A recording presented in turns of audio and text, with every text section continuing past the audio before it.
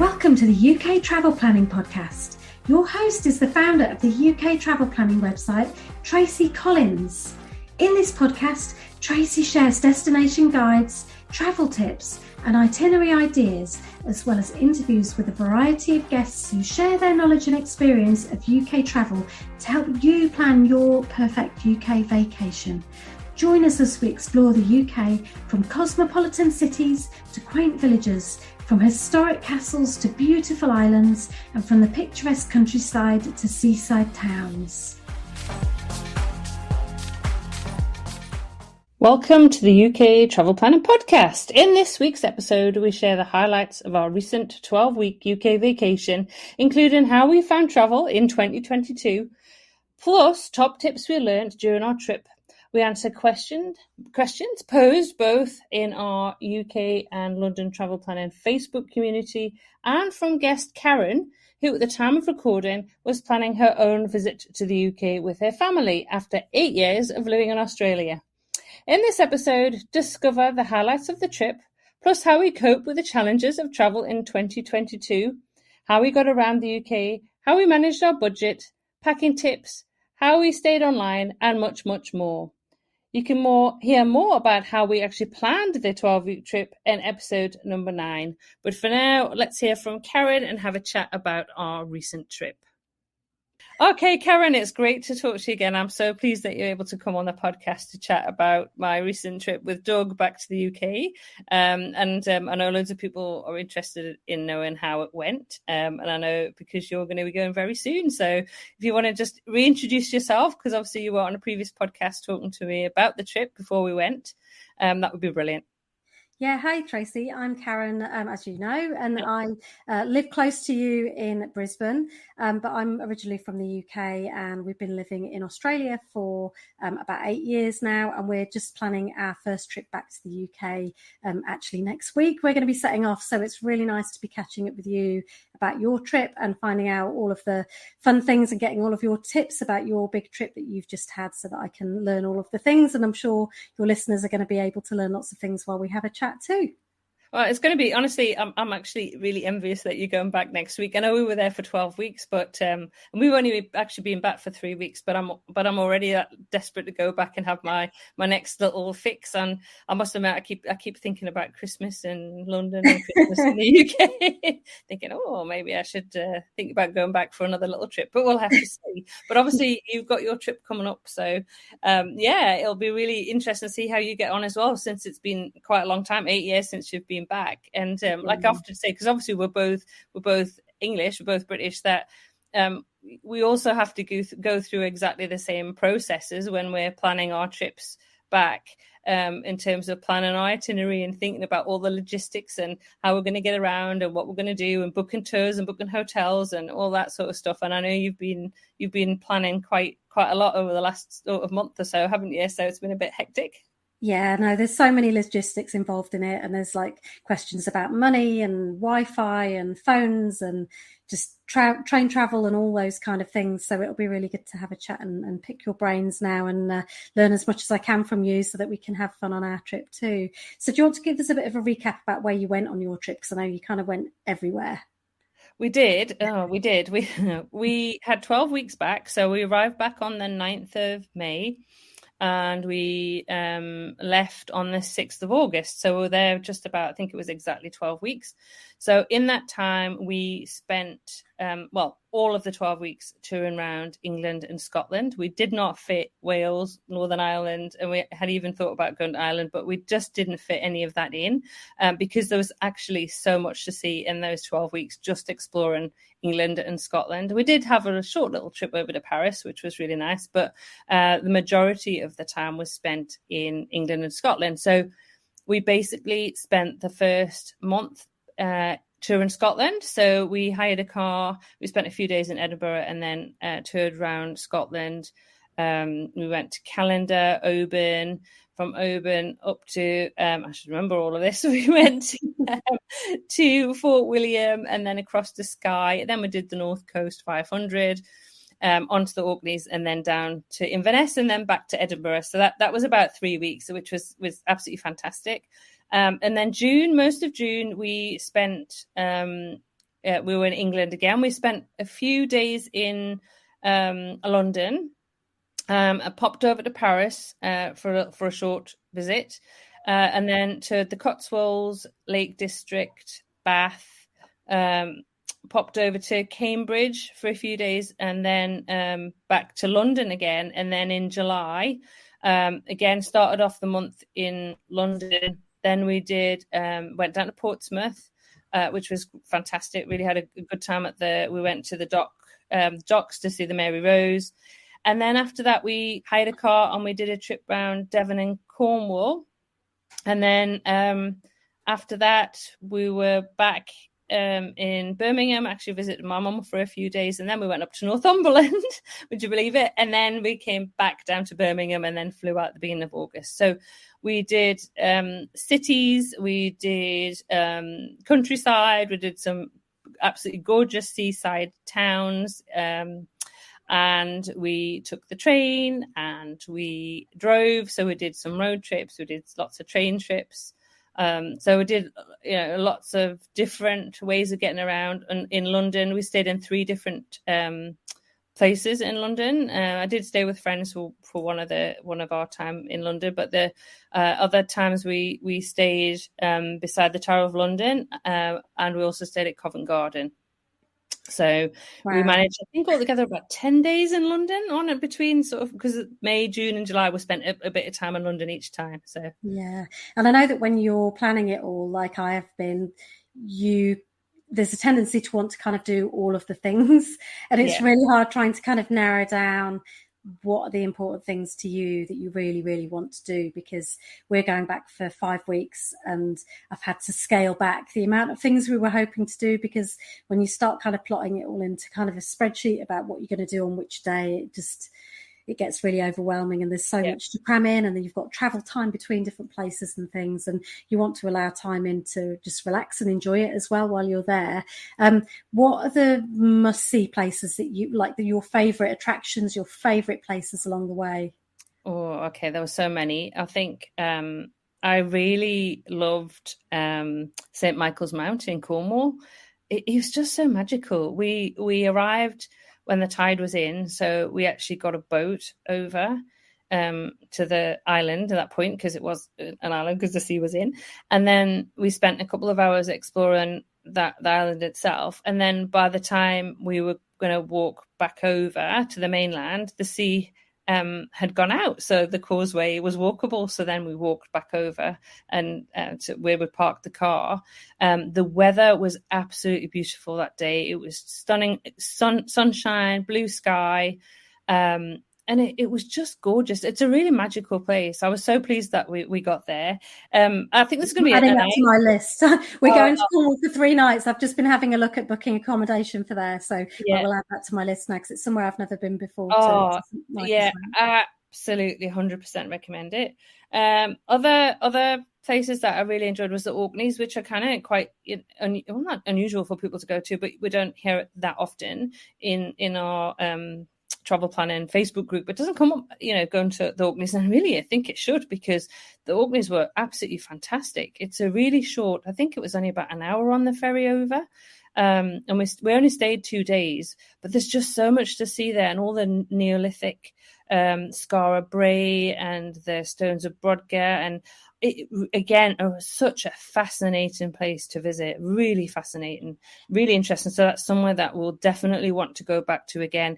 The only thing was, it was absolutely freezing, and I mean freezing. So I had to buy a fairy hat, because I was so cold when we were up there. And that was probably middle of May, and I expected to be a bit warmer. They did say it was the coldest May they'd had for a long, long time. But it was lovely, and it's just such a different place to go to. I enjoyed also going to Vindolanda. So I'm originally from Northumberland, so really kind of familiar with Hadrian's Wall, but I'd never been to Vindolanda, which is remains of Roman fort, and it was excellent. It was a really, really good and really interesting day. My sister came with me as well. She'd not been, and we just loved it. The tour was so informative. It was really interesting and just fascinating to explore that Roman history of Britain. So that was something I'd highly recommend that people do if they're up in Northumberland and going to explore Hadrian's Wall. Definitely put Vindolanda on the list. We also stayed in some really nice accommodation in some places that made it kind of special. So we stayed in a shepherd's hut on Bodmin Moor, which was just lovely. There was just wild ponies around us. Again, that's just a kind of totally different landscape to what I was expecting and used to. Interesting driving on those roads because, there's just narrow and single file, and you've got to be, you have to have your wits about you when you're driving on there, being careful. But it was amazing. And we were there, we drove past this farm and it had like this milk shed thing, and you could go and make a milkshake. So it was all automatic. So you could get the milk and then shoot. So we made a raspberry milkshake. I've got a video of it. I must share. It was just... You had to milk the cow to get the milk? Thank goodness. It was amazing. I've never seen anything like it. I'll put some pictures on with the show notes just to show people what it was like. But, we're just randomly we went down this lane. And there it was, and that was fantastic. We also stayed, when we were doing the North Coast 500, we stayed in a glamping pod in far northern Scotland, which was just amazing. Woke up in the morning. Was it freezing? No, that wasn't actually as cold as going at work, because we went over to the Orkneys the day after. But we were surrounded by deer. Just loads and loads of deer, wild deer. It was just really amazing. So I feel like in this trip we got more in touch with kind of that rural side of England and Scotland. We went over to Skye, so Isle of Skye was fantastic. The weather wasn't brilliant, but again, what absolutely beautiful. I think there's a theme here of islands, actually. So, because we also went onto the holy island of Lindisfarne in Northumberland, which I'm very familiar with since I was a child. But again, that's always a lovely, lovely place to go and visit. And then I'm trying to think, we went down to Portsmouth, and I've been wanting to see the Mary Rose. I remember when the Mary Rose, which was Henry VIII's ship, sank. It sank in the 1600s. I should know this. 1500s, 1600s, 1500s. And I'm going to have to look the date of that up now, because I should know that. I was just reminding you used to be a history teacher. That's why you remember it. Not you were actually alive at the time. No. That's what I was going to say. Yeah, no. Wasn't alive when he was around. No, it sank in 50 and something, and I remember when it was raised, and I think it was 1981, and it was on the television. I don't know if you can remember, but it was a big thing. Anyway, they've created a fantastic museum at the dockyard in historic dockyard in Portsmouth. Absolutely, very, very, very good how they've done this museum and how they're actually displaying the remains of the Mary Rose, which was, you say, Henry VIII's flagship. It was just the whole story around it is really fascinating, and how they've presented it is excellent. The Victory is also in the dockyard, so it's worth going to see the Victory as well if you're there. So that was kind of getting myself back in touch with my history teacher roots, even though I can't remember the dates. I think that's probably an age thing more than anything else. So that was fascinating. We also went to lots and lots of stunning, beautiful English country gardens. Just in the Cotswolds. So they were just beautiful. I've never seen so many absolutely stunning roses and just flowers and colour. And obviously because it was really warm, it was pretty hot summer from sort of July was really warm. You could really, appreciate the colours with the beautiful blue sky. It has been quite a dry summer. So that was the one thing, but so that just the gardens, the lavender fields and the Cotswolds were lovely. And then we went to Highclere to Downton Abbey, which was on the hottest day of the year. So I think it was 42 degrees when we were there. But that was a real highlight. Doug and I loved that because we're both big fans of Downton Abbey. And so it was fascinating to go and look around the house. And they've done it really, really well because there's photographs of the different, obviously when they're shooting the series. So you can see the rooms and then pictures of the actors, obviously when they're busy filming. So that's really, really good. And the grounds are lovely. You park really close, so you don't have to walk a long distance to actually get to go. And then you go around, have a look around the house, and then you can go and have a cup of coffee and just sit underneath the trees, which is what we did. It was just a lovely, lovely day. And then obviously London's always a joy to go to. We had a fantastic afternoon tea at the Shard. We did the Peter Pan afternoon tea with the Shard, which was lovely. And we had a photo shoot in London, which I've never really had one. Well, I've never had one before, not really had one. I've never had one. So we organised with Dommy from Scale In Studio to do some photos, we had such a ball, we had such a laugh, and she took some absolutely gorgeous photos. So I can't wait to actually go back in and to have her take some more, possibly some Christmas ones would be nice, because it was lovely, and what a great souvenir. So we're going to get one of those pictures kind of put on the wall. We're going to get it made into canvas. So that was really something different and a really nice kind of way to remember the trip. Yeah, it's lovely, really. When you don't really think about getting photos when you're traveling and you're rushing around and seeing all the different sites, but just making a few minutes to kind of have some nice photos taken as mementos and in all these beautiful backdrops and beautiful locations and kind of encapsulating those beautiful memories that you're having from the trip. It's really a nice idea. Absolutely. I like it. Lovely. And because often I'm the one taking the photos, so I'm often not in the photos and then trying to take selfies. So actually meeting somebody that's their job to come and take your photos and have them done properly. It's just a lovely, lovely way, to get beautiful pictures with some of the iconic London backgrounds. We had some taken at the on Tower Bridge and Tower London with the red telephone box.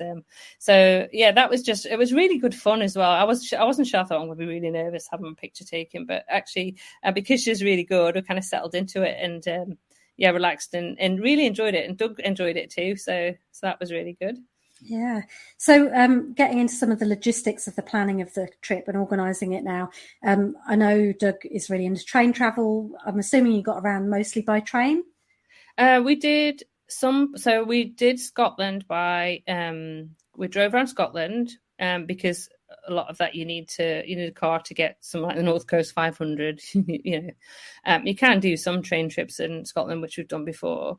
And we did Devon and Cornwall. We drove around Devon and Cornwall, and we also had a car for the Cotswolds. And then actually, were cars that you'd hired in different places? Yeah, hired them quite a long time in advance. We mainly because there's such a huge demand for hire cars. We did actually get one last minute really for Northumberland because we were going to go up and stay with my sister and she had a problem with her car, so we were like, well, we better hire one. So we hired one actually from a local company in Burton-on-Trent, which was brilliant. Actually managed to get an automatic as well, because trying to get an automatic, which is what we prefer to drive, it costs you a lot more and they're just harder to get. So if anybody's planning to do a road trip around the UK, I'd highly recommend getting a car as soon as possible and being very clear that you want an automatic. It will cost you more, but if you're not comfortable driving on the roads in the UK, it's perhaps the different side of the road to what you used to. It's one less thing to think about if you've got an automatic. So I must admit, I did some of the driving with automatic. I wasn't very keen on doing the driving the manual, even though I drove a manual for 30 odd years. I've got out of the habit of it. So Doug did most of that, particularly around places that we had a manual car for Devon and Cornwall, so he did a lot of that driving. I think he did most of that driving actually, but the rest of the time we took the train, because we're going like from London to Birmingham or London to York. Whitby, we didn't get the train actually. We drove with friends, but we took the train Edinburgh down to York, back down to London, went to Canterbury, we went down to Portsmouth, we took the train, we went to Exeter, went to Salisbury, Bath. We did all of that by train. So I'd say it was probably, if I added it up, it was probably a bit 50-50 this time, mainly because we had chosen some destinations that we knew were going to probably be easier to get around by car. So do you recommend booking train travel ahead? I know you say booking cars ahead is a good idea if you're going to hire a car. Is it a good idea to get train tickets in advance? Well, it's been a bit difficult this summer actually with train travel, because there have been some strikes and that they're still ongoing in the UK. And we were really lucky in that the days that we were traveling, we weren't affected, but we know quite a few people who were. So I think with train travel, it depends what you're going to do. If you're going to do a lot of train travel, we've got a Best of Britain by rail 2-week itinerary, and quite a lot of I've had actually quite a lot of emails from people, and I know members of our Facebook group have actually done our itinerary and said it worked really, really well. So we kind of recommend looking at, if you're going to do a lot of train travel, then looking at a Brit Rail pass or looking at a Eurail Global Pass. You kind of have to work out which works out best for you and however many days that you plan to travel. But that does give you flexibility to kind of hop on and off trains for the days that you've kind of got on your pass. Otherwise, sometimes they say, point-to-point tickets are sometimes, if you're not going very far, rather than get it, pass might cost you a bit too much, then point-to-point tickets are probably worth doing. Obviously, so in London, we have an Oyster card. There's always a big debate about whether people use Oyster card or just use contactless. Well, and I kind of say to people, weigh up the pros and cons for you personally and figure out what you want. I don't like to use my credit or debit card. I prefer just having my Oyster card and tapping that on and off, because I know if I lose that, it's not as much of a hassle as being somewhere and losing my credit card or debit card. Also, I just don't like getting it out of my purse or my bag or in and out. So we used Oyster cards, and you can go obviously quite all around the kind of London area with your Oyster card and on the buses. And I just find that really easy. So we've had the Oyster card for a long time. We just top it up with more money whenever we go back to London.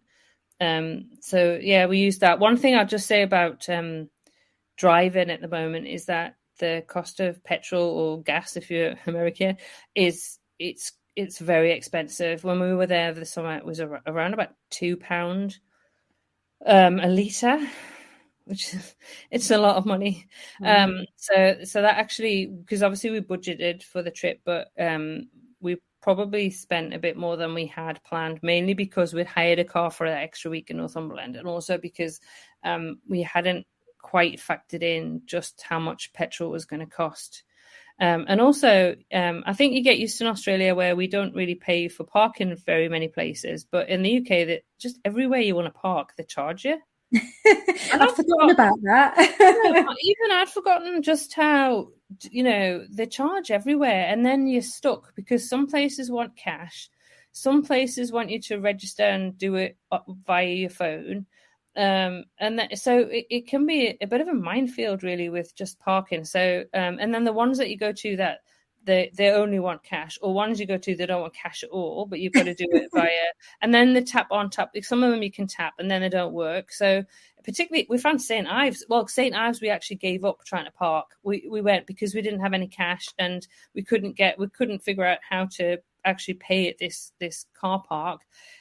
So we tried for about half an hour to figure out how we could make it work. We didn't, and we weren't the only other people trying to do it. I think there were some people from Korea also trying to work out how they could do it with the phone.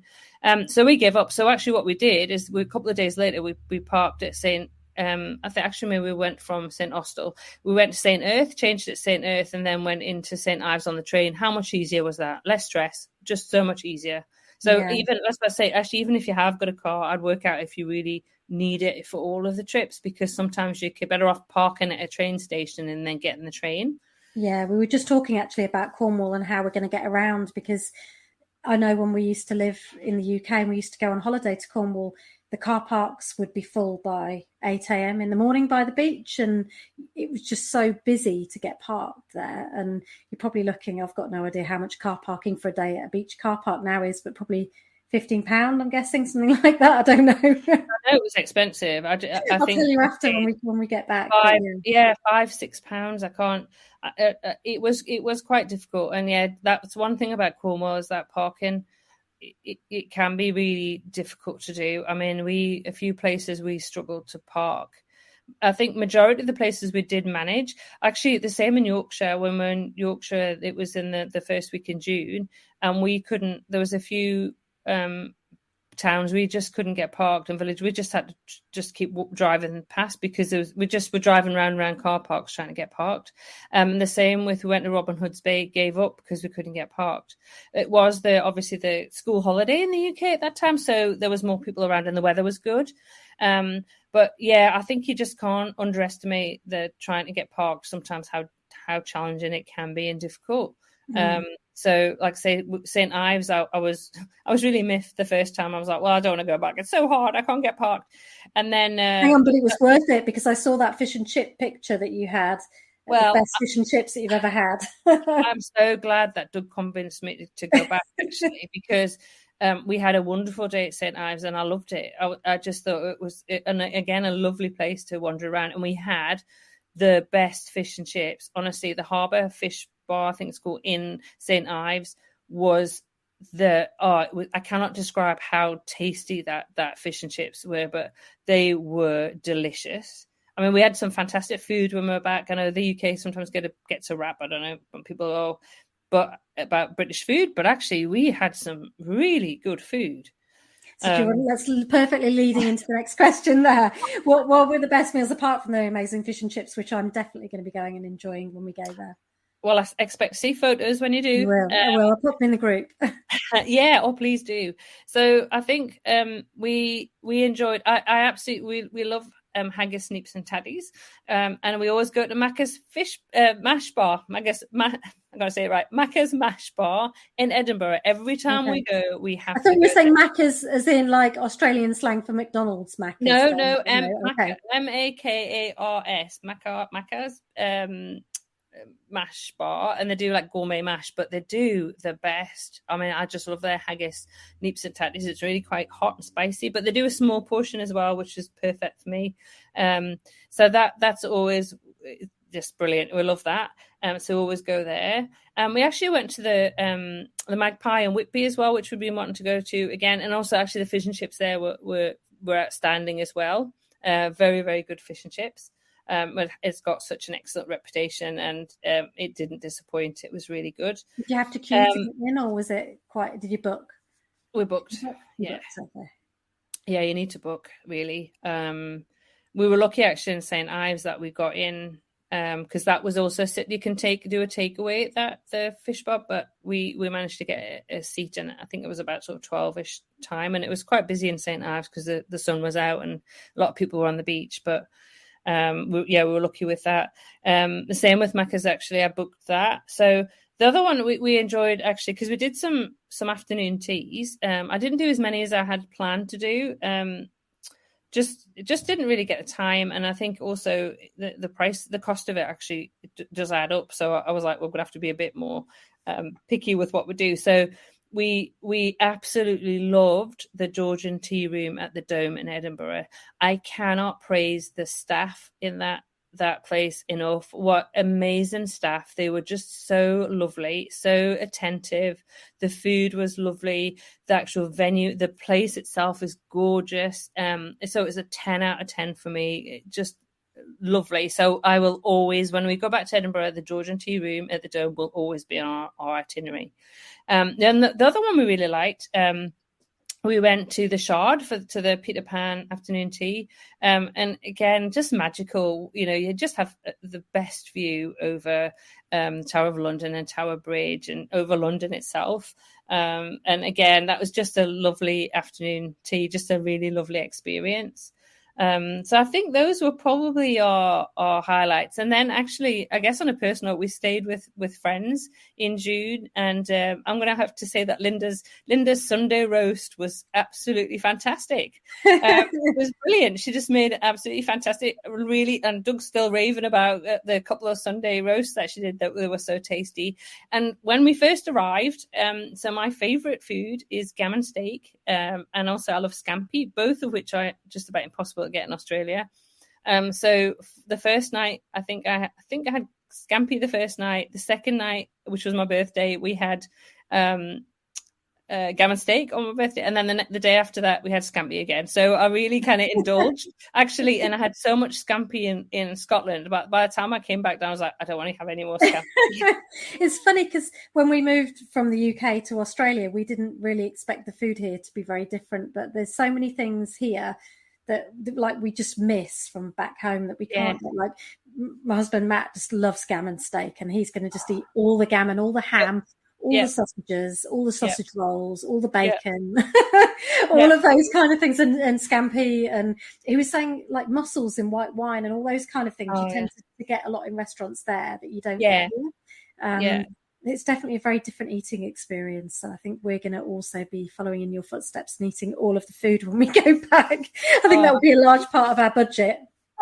It was really good, and also because I really enjoy a nice Pimm's, and so because it was the summer and obviously Wimbledon was on. So why would you not? Covent Garden, it was fantastic. They had deck chairs set up and a Pimm's like tent, and you could go and sit and buy your Pimm's and sit and watch the tennis. It was fabulous. So we did that. And that was really good. So, and actually, I think when we went to Cambridge, the tennis was still on. And actually, between the train station and where we were staying in Cambridge, again, they had a big screen set up and people were sitting, drinking Pimm's and enjoying the warm weather and enjoying the tennis outside. So, it was really nice to, because obviously we're used to that outside lifestyle, especially in Queensland. And then, the UK, the last time I was back, it was winter. So obviously everybody's indoors. So it was actually really nice to be back over the summer months where everybody was outside and you could sit in your deck chair and enjoy a Pimm's and lemonade and watch a bit of tennis. And this summer was an exceptionally hot summer over there, wasn't it? It's not normally those temperatures, but you've had really hot weather. Yeah, it was. There's a couple of days in July. I think July the 17th sticks in my head because it was the day that we went to Highclere. It was 42, and I think that the next day was around about the same. There were about 2 days where it was in the early 40s, which is really, I think it was the hottest days ever. And it actually stretched up quite a far amount of the country. I know it was up in the northeast. My sister's not very keen on warm weather, so she was moaning about it. But it was. We did have a lot of contrast in weather. I mean, Scotland was colder than normal, and it was wetter than normal, I think, as well. So that caught us out a little bit. I'm going to add an extra question in here that's not on the list that we've kind of gone through before. Yeah. What to wear, what kind of clothes to pack, because I'm trying to pack at the moment and I've got dresses and sandals and things because we live in Queensland and it's lovely and sunny. I've got a few fleeces and jumpers, but a few people in England have said, no, you're going to need jeans, you're going to need jumpers and jackets and coats and warm stuff. And it's been so long since I've been back. We're going back, obviously, September to October. What was your experience of what you needed to wear? Was it good to be in jeans and T-shirts and layers? To be honest, I think I wore my jeans once. I wore my leggings because I just found them comfortable. So I just had a few pairs of leggings that I wore. And so that was probably May. And then I had my boots in when I went to Scotland and I still wore leggings and jumper and a fleece. And obviously I had to buy the hat on the Orkneys because that was chilly. It's about 8 degrees, but I think the wind chill was minus 3 million degrees. That's what it felt like. Anyway, seriously. And then of course, what was really interesting is when I was packing out, so I didn't take a huge amount. You know what? I still didn't wear everything I took. So even though I didn't take a huge amount, I still took too much. But I did put in a pair of shorts. I thought I'm going to put a pair of shorts in because you never know. And actually I wore them when I was down in Cornwall. Because it was warm enough. So I've got pictures of me in shorts, which I don't remember living in the UK and wearing shorts. And then it was hot in London as well. So I wore a lot of crop trousers and T-shirts, but a lot of layers as well. So I did have a thin jacket on, but I also took a thicker jacket that I bought in Australia, which is more like a gilet type with kind of furry inside. And I think I wore that when I was up in the Orkneys. But, I'll tell you what I did wear a lot, which I'd left it in the UK, so Mum had it, was I bought myself like a rain jacket and luckily it was my mum's and I managed to take it. I took it with me up to Scotland and I was like, it was one of these foldy up ones and like a pack a Mac type thing. And So anyway, I took that to Scotland. Honestly, it was the godsend that I did, because I always think I'm going to get too hot and sweaty in them, which always puts me off. But honestly, I wore that a lot in Scotland because it rained, and it was really easy to fold up and use when we needed it, because it was actually quite windy. So an umbrella wouldn't have lasted 2 seconds; it would just got blown inside out. And it also had a hood. So when we were in Edinburgh, so the first day we were in Edinburgh, I got sunburnt. The second day in Edinburgh, it poured down with rain the entire day. So I've got a picture of me in this Mac thing I've got with my hood and tied up tight. So you know what the UK weather's like. It kind of varies all over the place. Yeah. The key really is layers. So I had t-shirts, then I had thin long sleeve tops, had one pair of jeans, a few pairs of leggings, and then like crop trousers and a couple of dresses. So I still took too much. And I also did, I have to say, hands up, I did buy quite a few clothes when I was back. I was just going to say, I haven't got a coat because we live in Queensland, and why do we need a coat? So I've got jumpers and things, but I'm going to go home and figure if I need a coat, I'll have to buy a coat if it's too cold. But you know what's also good, what you can do in the UK is you can just go to one of the charity shops. Really, I mean, there's so many charity shops to choose from. So if you wanted to get something and you were caught out, I used to do this in London because I used to live off Kensington High Street. Well, the charity shop in Kensington High Street used to have designer stuff in it. I remember seeing a Max Mara coat in there. So, so you can get, if you're desperate, go and pick up something in a charity shop that will just do for the trip while you're back.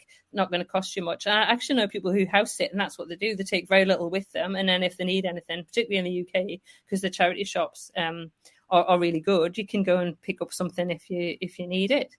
Yeah, Yeah. I'm talking about money and spending and all the shopping that you do there. How did you manage all of your money when you got there?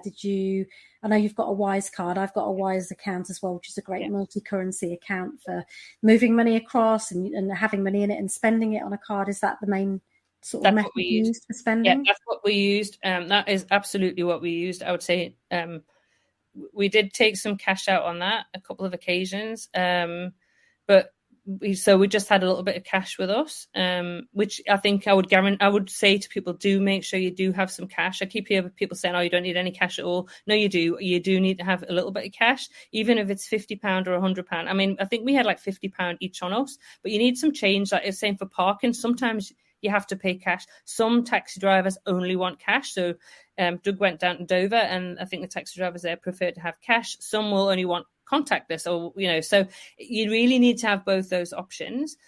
So yes, I use the Wise card because you can use, like I had Australian dollars on it, I have American dollars on it, and I could just change what I needed into pounds and pay that way. So because the exchange rate is really good, but then obviously I could put money into or back to the Australian bank account, into our UK bank account. But the Wise card was just fantastic. We used it everywhere. So that's something. But I use that wherever I travel in the world. And I know I've had Hong Kong dollars on that as well before. I've got euros on it. And so you can shift it backwards and forward if you needed it. So obviously we were in Paris for a few days. And you know what? We went to Paris for the second time with no cash whatsoever. The last time we did no cash whatsoever, and this time we did no cash whatsoever. I took no euros. All we had were our Wise cards, and that's what we used. So I just find that such an easy system. Obviously, I did take a backup credit card, just in case. I always think you should have, and let our bank in Australia know that we're traveling, because I didn't want them, if we'd used a credit card, saying, "Oh, somebody's fraudulently." I tried booking Harry Potter tickets on mine the other day and got a block. I got blocked, and I had to phone them up and say, "Sorry, it's me. I'm trying to book lots of UK things on my card. It's not some scammer doing it." But that's a wise point. So have you got any tips on kind of ways to save any money while traveling? I know it can be really expensive, and I know already that fees are mounting up as we're booking all different kinds of parts of the accommodation and different trips and tours and things. Have you got any tips for saving any money? Yeah, definitely. So a couple of things that we do. One is that we obviously places like London are going to cost you more for accommodation. So we knew like London and Paris was going to be expensive.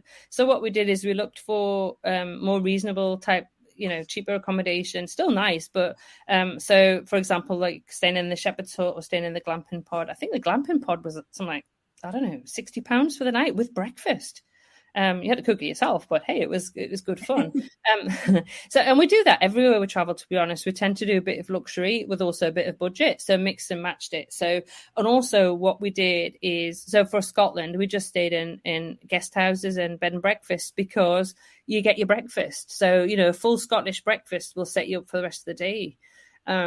So we tended to make sure that we booked accommodation. We didn't in London, but majority of accommodation outside the cities, we did include breakfast in it. So that's a really good idea to do that. I think it's worth adding it, and obviously work out the difference between if you booked it without breakfast. But a lot of things like bed and breakfasts and guest houses, it comes as part of it. So that's one thing I'd recommend.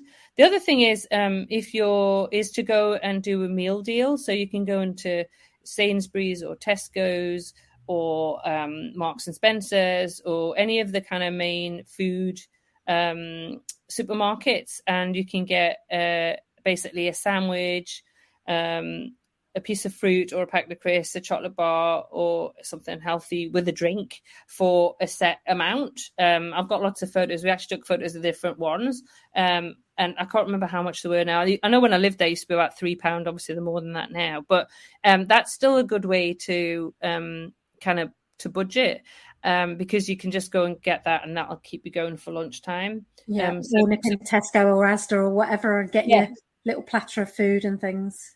Yeah, so we did that. And so we tended to also, so if we ate like a big breakfast, we would just have a snack at lunchtime, and then maybe something later on in the day, but again, probably not a big meal. I guess I don't think we ate as much as we thought we were going to, if that makes sense. I think we just we took things like we'd have a breakfast bar or something, what you call oat bar kind of. Yeah, that's it. That's what I'm thinking about. I can't think of the words. Yeah, so we'd carry one of those around and have that, or pop into Greg's and get a sausage roll. My husband's dreaming about that. yeah, having a sausage roll and like the Cornish pasties, and obviously he's dreaming about that too. Yeah, we're fantastic. So we did have Cornish pasties and we did have sausage rolls from Greg's. And we did have quite a bit of ice cream actually, because I'm not a massive fan of ice cream, but we did have some. We had some lovely gooseberry ice cream when we were down in Cornwall, which was. I was going to say, did you have a hedgehog in Cornwall? I didn't. No, I didn't. I know. I'll have to go back and do that. Try that. Do that. I'll send you a picture because Matt's bound to take us to have one because he loves it. Please do. That would be brilliant. That's an ice cream rolled in hazelnut. If anyone has never heard of it, put lots of cream in it as well, and it's nice. Yeah, it's not actually a hedgehog. Right, about travel Wi-Fi is an important one to have a discussion of, because this is something that we're having a chat about at the moment, because I work on my own business and I need to take my laptop and be kind of collecting devices. How did you manage getting access to Wi-Fi and manage your mobiles and that kind of thing?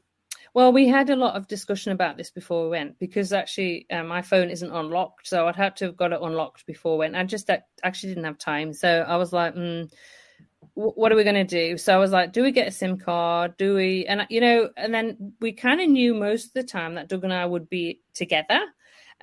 So we just decided to buy a portable Wi-Fi device. So we actually purchased that.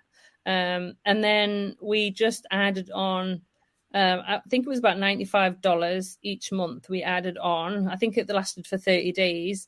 And that was, I can't remember how much data that gave us, but it was generally enough for 30 days. And I was hotspotting off the phone, or off the laptop as well, off the device. So we're all using it. So it was it worked out really well. Even in, I was thinking when we were far north Scotland, I thought we're not going to have any signal here, but actually we're in the glamping pod and I could connect my laptop via this Wi-Fi device. The only thing is you had to, like, moving around by train, sometimes it was a bit difficult because obviously it would try and find the signal, so it would kind of go on and off.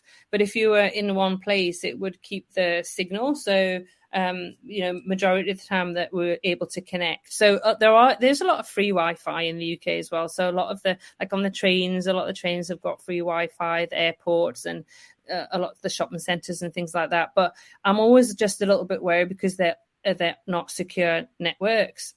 So at least using the Wi-Fi device. So there's a few different ones you can buy, which I'll put links to in the show notes. But also that gives you a private network as well. So, I just think for additional security, if you're doing any banking or moving whatever, it's just better. So we used that.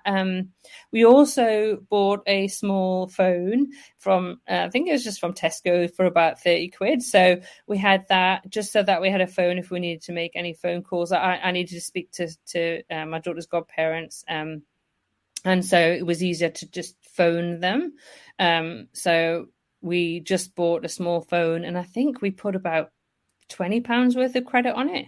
And we used that. That was it the whole time. So, that worked really well as well. So I think the one or two times that Doug and I were apart, one of us would have the Wi-Fi device and the other would have the phone, and we could kind of work it. The only thing it was quite funny is because obviously you buy a £30 phone, it's quite old. So trying to do a text message would take you all day. So don't buy it if you want to text, but it's really good if you need the phone anywhere. We're thinking that if we get the Wi-Fi device, then we can just use Messenger to message everybody, or hop on Skype or whatever we need to do to kind of call people. And so we'll probably end up doing that, I think. But no, it's really helpful to hear how you managed it and whether we do need to get a phone or a SIM card over there or whatever. So that's cool. I think it's really difficult. And I think it's something that everybody kind of goes, what should I do? And I think, if you can go on to if you've got a, provider that you can get a reasonable kind of international usage, then that's worth exploring. But I'm just the sort. I'm absolutely paranoid about coming back to a $20,000 phone. Yeah, and I've told you my story that I went to Fiji a couple of years ago and turned off everything that I could on the phone apart from just being able to use it as a phone. So all the data, different things were turned off, so it wasn't kind of logging into anything or doing anything in the background. And I got there and it seemed to be fine. And the next morning I woke up and I looked at it and looked at the bill, and it had charged me $100 just overnight, just by being in Fiji, not even using anything, not even turning it on or looking at anything. So I'm really paranoid about that too. So I like your idea of just having your Australian phones on airplane mode and just keeping them kind of locked down, but just then using the Wi-Fi from a device. It just keeps it really simple. And if you've got a Wi-Fi device, then you don't have to worry about the cost of being in a hotel and having to pay them for Wi-Fi. I know that, like, traveling around, you often get charged quite a lot for a day or two's Wi-Fi in different hotel resorts. Yeah, and we just added on, like when we went to Paris, I just added on, I don't know, a small amount of data that we could use when we're in Paris. So that lasted like the 2 or 3 days that we're there. So I had the flexibility to do that. I mean, it's not perfect. There was times where it took some time to connect or it didn't, but it worked for us, and I think it was. Wasn't cheap. I will say it wasn't cheap, but then I also knew that's all we would be paying. So that you own it now as well. Like, exactly, you can rent them, can't you? You can rent them to keep the cost down. But like, if you're going to be traveling a lot in the future and you want something you can just take to whatever country you're going to, then it's kind of worth the investment for the future just to have it. And then it's part of your travel kit that you can just dig out whenever you need to go anywhere. Absolutely. And like, you say you can hire them, you can pick them up at like Heathrow and places like that. So you can actually hire for the time. If there's more 2 or 3 of you going, you're going to be together and you're all wanting to access, data, then that's probably, definitely worth looking at. Yeah. And with kids who are obsessed with different gaming devices and stuff. Yeah. And we're going to have quite a lot of time waiting at different airports here and there. So I think it could be quite a useful one. No, that's cool. Is there anything that you packed to go with it you didn't use? I know you said you didn't wear as many of the clothes as you thought you would, and the opposite way, is there anything that you didn't take that you wished you'd taken?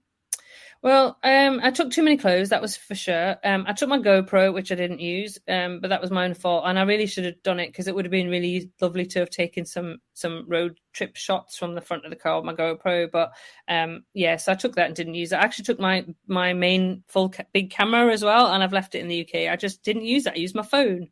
And I should know, most of the time I use my phone because phones these days take amazing photos. So I didn't use that. I know Doug took his binoculars and didn't use those at all. And then it's really funny in terms of things that we wish we'd taken. There wasn't anything, but one thing we had to buy, which I didn't expect, I genuinely didn't expect, was sun cream. We just had to buy a lot of sun cream because it was so hot. So luckily we had our UK travel planner hats on. Otherwise I would have had to bought a hat as well. So yeah, we bought sun cream when we're over there. Otherwise I don't think so. I think I did have to buy an extra suitcase to come back with. I will have to put my hands up on that one. So what was it filled with? What were all the souvenirs that you bought? Oh, well, I bought a lot of clothes. I did have some bits and bobs, some photos actually that I'd left in the UK at my mum, so I brought those back to Australia. So we bought lots of things like I don't know, naff, because I think they're great, but lots of fridge magnets. So we've got fridge magnets from every single place we went to.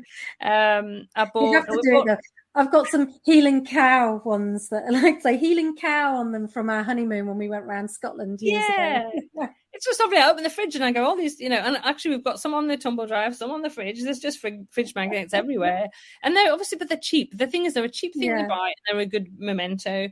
We did buy quite a few mugs, actually. I bought a lot of Scottish cow memorabilia, like a scarf and a mug, and I bought my daughter a makeup bag with Highland cues on it and a little badge, and and I also we went to Harry Potter Studios, which we've been to a few times, which is absolutely brilliant and highly recommend. I know you're going. So I bought my daughter a book and I had her name engraved on it, which I just thought was lovely. So just a jotter kind of thing, but it's really smart. So she really liked that. I mean, she's in her mid-20s, but I still like getting the things with a name on. So yeah, I think that was it really. And I did buy some small little vodkas, because there's lots of gins, I should say little gins, because there's lots of different gins you can buy at the different places. Now I don't drink gin, but I did bring a few little samples back for some friends over in Australia. I drink gin. Just to say. I didn't know I should have brought you some. I should have brought you some. No. So I just brought just a couple, like one from Lindisfarne and one, I think the other one's from Chatsworth House actually. So yeah, I brought those back just for a friend. So there's not, if you like gin, there's lots of different, you can get lots of little bottles of different types of gin, because lots of places are doing it, including actually the Bakewell pudding and Bakewell tart shop in Bakewell. They've just started one. Unfortunately, it wasn't in a small sample, because I would have even been tempted to have that one, because I do like a good Bakewell tart. So there's lots of different kind of gins available these days if you like gin. So I think that was about it. We did bring extra luggage back, but not too much. Oh, we did bring some chocolate back. We always bring chocolate and Marmite produce. And Marmite. You have to bring back Marmite things. Absolutely. Well, yeah, Doug loves his Marmite, so that was cool. So I was just going to say, we're talking about highlights, and because there's so many, I keep forgetting. But one place in London that I just want to recommend for anybody who's gone to London is to go to Greenwich. Go to Greenwich for the day and really explore it, because Greenwich it's not a hidden gem. I hate that kind of term anyway, but it's just a lovely place in London to get away from kind of like the main city. Get on the Uber, get yourself along to Greenwich, and go to the Painted Hall and the Naval College, which is stunning, absolutely stunning, and go to the Queen's House and go and see the Tulip staircase. Those are the two things that are kind of my little tips for this podcast, to just go and see those, because I had not been to either before, and just beautiful. The Painted Hall is so special, and the Tulip staircase is so pretty. So those are definitely worth going to. In Greenwich, you get beautiful views of the city of London as well. So, go and stand at the hill, go and stand on the Greenwich Meridian with your foot in each hemisphere. That's always worth doing. So that's a really fun place to go. And if you've got kids as well, they can go run around the park. So, it is a lovely part of London.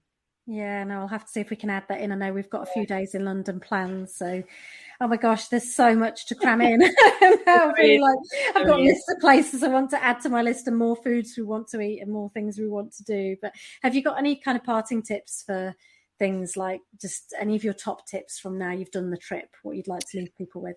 I think you have to be flexible. I think travel is still not back to how it was pre-COVID, so that you need to have some flexibility. As I've said, in the UK at the moment, there have been train strikes, so you've got to have flexibility around travel, and have a plan B. I also think, for flying as well. So it hasn't just affected, driving or trains, or because obviously the cost of petrol is more expensive, so you've got to factor that in, but also some flights were cancelled. I know there's been issues with luggage that's been lost, so there's been a lot of stress around that. I think you just have to go into it with a kind of open mind and have the just deal with if anything happens and you have to change your plans. So I tend to, I'd say 99% of the time, I book hotels with free cancellation. I booked the majority of our tours. We did a lot of tours through Get Your Guide. Again, with a lot of those tours, a 24-hour cancellation. We did some fantastic tours with walks in London and in Paris. But again, having that flexibility just in case you need to change your plans, and just go and enjoy it. I think it's still, it seemed to me that tourism is not back to the numbers that it was pre-COVID. And I know that I've got, friends and businesses in London who say that it still isn't at that point yet. But definitely don't try to cram too much in. I mean, we did a lot and it was exhausting, but we thoroughly enjoyed it. But I would recommend, if anybody was going for the first time for the length of time, that we would probably have a little bit more downtime in it. I think we were just on a high for 12 months for 12 weeks, because it was just so exciting to be back and to be able to go to revisit a lot of places we'd been to. And I think, the other thing is we came back with another huge list of places we want to go to. So it's like, just enjoy what you can, and then think, well, I'll go back the next time I'll go back, and I'll go and see, the next list, because I've got my next list of places that I want to go. Are you planning your next trip already?